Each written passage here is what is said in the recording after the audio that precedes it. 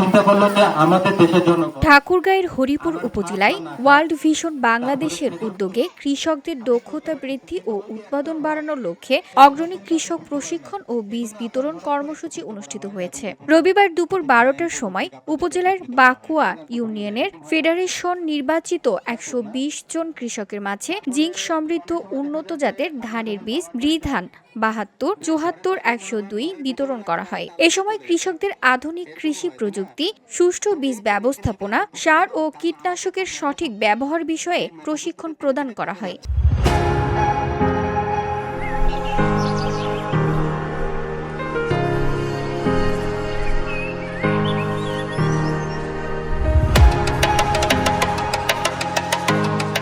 অনুষ্ঠানের প্রধান অতিথি হিসেবে উপস্থিত ছিলেন হরিপুর কৃষিবিদ মোহাম্মদ মশিউর রহমান। এ সময় তিনি বলেন, জিঙ্ক ধান মানবদেহে পুষ্টি ঘাটতি পূরণে গুরুত্বপূর্ণ ভূমিকা রাখে। এই ধানের চাষ বাড়লে যেমন উৎপাদন বৃদ্ধি পাবে, তেমনি সাধারণ মানুষের পুষ্টি চাহিদাও পূরণ হবে।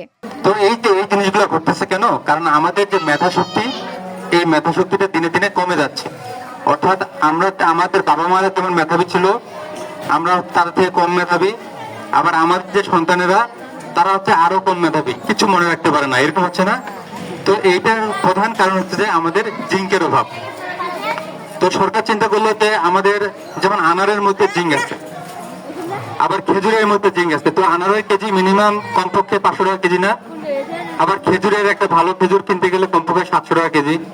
এ সময় আরও উপস্থিত ছিলেন আব্দুল্লাহ আল বাকি, RDRS কৃষি officer Mohammad Golam Kibria, RDRS agricultural project officer Rabindranath Roy, community mobilizer federation chairman Mohammad Rafiqul Islam সহ অন্যান্যরা।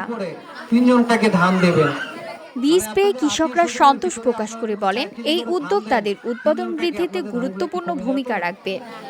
এতে করে সবাই কর্মসূচিতে স্থানীয় জনপ্রতিনিধি, ওয়ার্ল্ড ভিশন বাংলাদেশের কর্মকর্তাবৃন্দ এবং এলাকার গণ্যমান্য ব্যক্তিরা উপস্থিত ছিলেন। আপনারা অন্যান্য যে ধানগুলা করেন, ভিওডি বাংলা নিউজ ডেস্ক।